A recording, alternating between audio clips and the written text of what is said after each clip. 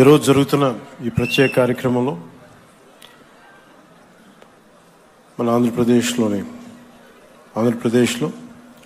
5,000 కోట్ల రూపాయలతోటి 29 జాతీయ రహదారి ప్రాజెక్టులకి శంకుస్థాపన మరి జాతికి అంకితం చేయడానికి ఈ సందర్భంలో విచ్చేసిన గౌరవ కేంద్ర రోడ్లు రవాణా మరియు రహదారుల మంత్రివర్యులు శ్రీ నితిన్ గడ్కరీ గారికి, గౌరవ ఆంధ్రప్రదేశ్ రాష్ట్ర ముఖ్యమంత్రి వర్యులు శ్రీ నారా చంద్రబాబు నాయుడు గారికి, గౌరవ కేంద్ర పౌర విమానయాన శాఖ మంత్రివర్యులు శ్రీ కింజరపు రామ్మోహన్ నాయుడు గారికి, సైలెంట్గా ఉంటే వినిపిస్తుంది, గౌరవ కేంద్ర గ్రామీణాభివృద్ధి మరియు సమాచార శాఖ సహాయ మంత్రివర్యులు శ్రీ పెమ్మసాని చంద్రశేఖర్ గారికి, గౌరవ కేంద్ర భారీ పరిశ్రమల మరియు ఉక్కు శాఖ సహాయ మంత్రివర్యులు శ్రీ భూపతిరాజు శ్రీనివాసవర్మ గారికి, గౌరవ ఆంధ్రప్రదేశ్ రాష్ట్ర రహదారుల భవనాలు మరియు మౌలిక వసతుల పెట్టుబడుల శాఖ మంత్రివర్యులు శ్రీ బీసీ జనార్దన్ రెడ్డి గారికి, వైద్య శాఖ మంత్రి శ్రీ సత్యకుమార్ యాదవ్ గారికి, మనం గౌరవ పార్లమెంట్ సభ్యులు శ్రీ దగ్గుపాటి పురంధేశ్వరి గారికి, అలాగే మిగతా గౌరవ పార్లమెంటేరియన్స్ అందరికీ, ఇక్కడికి విచ్చేసిన తెలుగుదేశం, జనసేన, భారతీయ జనతా పార్టీ నాయకులకి, ప్రజలకి, ప్రతి ఒక్కరికి నా హృదయపూర్వక నమస్కారాలు. ఈరోజు జరుగుతున్నది కేవలం రోడ్లు వేయడం మాత్రమే కాదు. ఇది మన భారత్ అభివృద్ధికి, ఐక్యతకి, మెరుగైన భవిష్యత్తుకి చాలా బలమైన పునాది. ఈ దేశ ప్రగతికి, పురోగతికి చిహ్నాలు రవాణా మార్గాలు. దీనిని ఏ ఆర్థికవేత్తలను అంగీకరిస్తారు. 1999లో భారతదేశానికి గోల్డెన్ క్వార్టర్లేటరల్ ప్రాజెక్టుతో రహదారుల దశను మార్చాలనే ఒక గొప్ప ఆలోచన చేసిన ఘనత నాటి ఎన్డీఏ ప్రభుత్వానికి. దార్శనికులు, భారతరత్న శ్రీ అటల్ బిహారీ వాజ్పేయి గారికి మానసపుత్రికగా మొదలైన గోల్డెన్ క్వార్టర్లేటరల్ ప్రాజెక్ట్ దేశ రహదారుల దిశనే మార్చిన గొప్ప ముందడుగు. భారతదేశం సుస్థిరమైన ఆర్థిక ప్రగతితో ముందుకు వెళ్తోంది. ప్రపంచమంతా నేడు భారతదేశ సంతులిత ఆర్థిక వృద్ధిని చూసి అందరూ ఆశ్చర్యపడుతూ ఉన్నారు.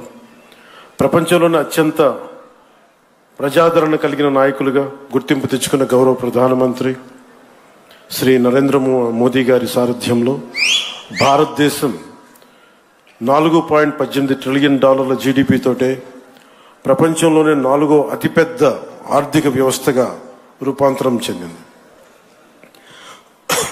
ఇది నూతన భారతదేశ ఔన్నత్యాన్ని ప్రపంచానికి చూపించే ఒక మైలురాయి. వికసిత్ భారత్ 2047 లక్ష్యాన్ని చేరుకునే దిశగా ఇది చాలా గొప్ప అడుగు. ఈ ఎదుగుదలకి అసలైన బలం మౌలిక వసతుల రంగం, ముఖ్యంగా రోడ్లు, హైవేలు. ఈ రంగంలోకి వచ్చిన భారీ మార్పులకి కేంద్ర బిందువుగా ఉన్నది గౌరవ కేంద్ర రహదారుల మరియు రవాణా శాఖ మంత్రివర్యులు శ్రీ నితిన్ గడ్కరీ గారు. ఆయనకున్న దూరదృష్టి, పట్టుదల, పనితీరులోని ఖచ్చితత్వం ఆయనని ఎంతో ప్రత్యేకంగా నిలిపాయి. 2014లో దేశంలో జాతీయ రహదారులు 91,000 కిలోమీటర్లు ఉండగా ఇప్పుడు అది 1,46,000 కిలోమీటర్లకి పెరిగాయి. రహదారి నిర్మాణ వేగం రోజుకి ఒకప్పుడు 11.5 కిలోమీటర్లు ఉంటాయి. ఈ రోజునది రోజుకి సుమారు 34 కిలోమీటర్లు చేరింది అంటే అది గడ్కరీ గారి ఘనత, ఆయన లీడర్షిప్ ఎబిలిటీ. నిర్మాణ వేగం 3 రెట్లు పెరిగింది. అలాగే మౌలిక వస్తువుల రంగానికి కేటాయించిన బడ్జెట్ని సుమారు 6 రెట్లు పెరిగింది. Atal tunnel, Delhi Mumbai expressway, Chardham highway ఇలాంటివన్నీ గొప్ప ప్రాజెక్టులు ఆయన నేతృత్వంలోనే పూర్తయ్యాయి. Shri Gadkari ji is therefore seen as a symbol of India's infrastructure renaissance and is rightly known as the highwayman of India. మన రాష్ట్రం కూడా అభివృద్ధి దిశగా పరుగులు పెడుతోంది. గౌరవ ముఖ్యమంత్రి శ్రీ నారా చంద్రబాబు నాయుడు గారి నాయకత్వంలో మన ప్రభుత్వం మొదటి రోజు నుండి అభివృద్ధిపైన దృష్టి పెట్టింది. గత ప్రభుత్వానికి కేంద్రం నుండి సహాయం వచ్చినా రహదారి అభివృద్ధిపై సరైన శ్రద్ధ చూపలేకపోయారు. కానీ ఇప్పుడు ఎన్డీఏ కూటమి ప్రభుత్వం స్పష్టమైన లక్ష్యంతో పూర్తి కర్తవ్య బద్ధతతో పనిచేస్తుంది. అలాగే జాతీయ రహదారుల నిర్మాణం తరహాలోనే మన రాష్ట్రంలో అడవి తల్లి బాట పేరిట గిరిజన ప్రాంతాల్లో రవాణా సదుపాయాలను కల్పించేందుకు కొండ రహదారుల నిర్మాణాన్ని కూడా ప్రారంభించాం. దీనికి మనందరం కూడా చాలా మనస్ఫూర్తిగా ప్రధానమంత్రి గారికి కృతజ్ఞతలు చెప్పుకోవాలి. పిఎం జన్మన్ ప్రధానమంత్రి జనజాతీయ ఆదివాసీ న్యాయ మహా అభియాన్ కింద అది ఓట్లు పడే దారులు కాదు, 1,00,000 మందికో 25,000 మందికో ఉపయోగపడే రోడ్లు కాదు. కానీ అభివృద్ధి పథంలో అందరూ బాగుండాలి, అందరూ దీంట్లో భాగస్వామ్యం తీసుకోవాలి అనే ఒక సదుద్దేశంతో ఈ పిఎం జన్మన్ కింద ప్రధానమంత్రి గారు దగ్గర నుంచి పిఎం జన్మన్ పథకం కింద కేంద్ర ప్రభుత్వం నుంచి 550 కోట్ల రూపాయలు మనకు వస్తే 50 కోట్ల రూపాయలు మన ఆంధ్రప్రదేశ్ నుంచి, నరేగా నుంచి దాదాపు 500 కోట్ల రూపాయలతోటి ఈ రోజున అడవి తల్లి బాటని స్వాతంత్రం వచ్చినప్పటి నుంచి కూడా రహదారులు వేయని గ్రామాలకి ఈ రోజున డోలీ మోతలతోటి ఇబ్బందులు పడుతున్న ఆ పరిస్థితిని తొలగిస్తూ రవాణా లేని ఏజెన్సీ గ్రామాలని రోడ్లతో కలుపుతున్నాం. దీనికి ప్రత్యేకంగా గౌరవ ముఖ్యమంత్రి శ్రీ నారా చంద్రబాబు నాయుడు గారికి కృతజ్ఞతలు తెలుపుకోవాలి. వారికి ఒకటే తెలియజేశాను, ఈ డోలీ మోతలు చాలా ఇబ్బందులు ఉన్నాయి సార్. కనీసం మనకున్న ఈ ఆర్థిక ఇబ్బందుల్లో కనీసం మీరు ఒక 50 కోట్లు కనుక రిలీజ్ చేయగలిగితే కనీసం కొన్ని గ్రామాలకైనా మనం చేయొచ్చు అంటే చాలా పెద్ద మనసుతోటి ఆ రోజున ఆయన ఆ 50 కోట్లు విడుదల ఈ రోజున దాదాపు మనం 1000 కోట్లుకి రోడ్లు వేయగలిగే స్థాయిలో ఉన్నాం. అందుకే మనస్ఫూర్తిగా మన ముఖ్యమంత్రి గారికి నా ధన్యవాదాలు తెలుపుతా ఉన్నాను.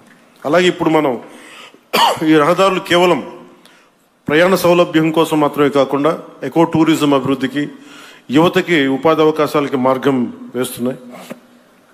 ప్రకృతి సౌందర్యాన్ని కాపాడుతూ నిర్మించిన ఈ మార్గాలు మన రాష్ట్ర అభివృద్ధికి గర్వకారణంగా నిలుస్తున్నాయి. ప్రాజెక్టులు పర్యావరణ సమతుల్యతకు భంగం కలగకుండా ముందుకు సాగేందుకు అటవీ అనుమతులతోనే అత్యంత జాగ్రత్తతో ప్రణాళికలు రూపొందిస్తూ కొనసాగిస్తున్నాం.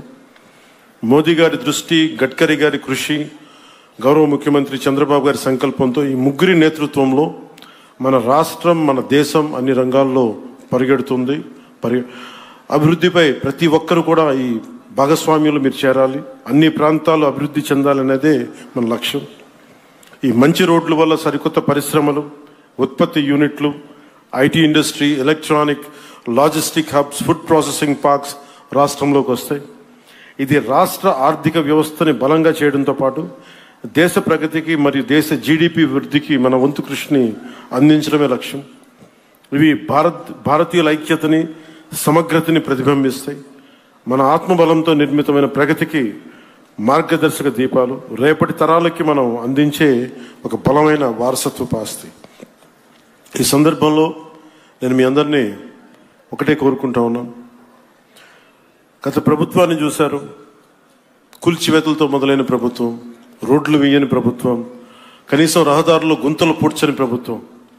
కానీ ఈ రోజున మన ఇన్ని ప్రతి ఊర్లో కూడా ఊరికి మధ్య గుంతలు పూడ్చడంతో పాటు రహదారులు నిర్మిస్తూ ఉన్నాం. హైవేలు ఈ రోజున గడ్కరీ గారి ఆశీస్సులతో మనం ప్రారంభిస్తూ ఉన్నాం. వీటన్నిటికి కూడా మనకు కావాల్సింది కనీసం ఒక 15 సంవత్సరాలు ఈ కూటమి చాలా బలంగా ఉండాలి. వాళ్ళు ఎన్నో రకాలుగా ఈ కూటమి ఐక్యతని దెబ్బతీయడానికి ప్రయత్నం చేస్తూ ఉంటారు. వీటన్నిటిని మనం కొంచెం జాగ్రత్తగా ఉండాలి, ఎరుగుతూ ఉండాలి. నేను ప్రత్యేకించి ఈ కూటమికి నేను ముందుండి కృషి చేయడానికి కారణం ఒకటి 5 కోట్ల మంది మన ఆంధ్రప్రదేశ్ ప్రజలు దేశ అభివృద్ధిలో చాలా బలమైన భాగస్వామ్యం వహించాలి. ఆంధ్రప్రదేశ్ ఖ్యాతి మొత్తం తెలియాలి. మన వెనకబడ్డతనానికి తిరిగి దాటుకుని అభివృద్ధి పదంలో పరిగెట్టాలని ఒక్క సదుద్దేశంతో నేను చేసిన ఈ ప్రయత్నం ఈరోజు సఫలమై ఈ రోజున ఇంత పెట్టుబడులు వస్తున్నాయి. ఎందుకంటే ఒక బలమైన నాయకులు కావాలి, చంద్రబాబు గారి నాయకులు కావాలి. దేశం మొత్తం ఒకటే తాటిపై నడిపించే బలమైన నాయకులు శ్రీ మోదీ గారు. వీరందరి ఆశీస్సులు ఉన్నాయి, వీరందరి కృషి ఉంది. దాంతోపాటు జనసేన నాయకులకు కానీ, తెలుగుదేశం నాయకులకి కానీ, భారతీయ జనతా పార్టీ నాయకులకి, కార్యకర్తలకి, ప్రతి ఒక్కరికి పేరు పేరున చిన్న చిన్న పొరపచ్చాలు ఏమున్నా కానీ వాటిని మీ స్థాయిలోనే సరిదిద్దుకొని నేను ముందుకెళ్ళాలి, కూటమిని బలోపేతం చేయమని మనస్ఫూర్తిగా నేను కోరుకుంటా ఉన్నాను.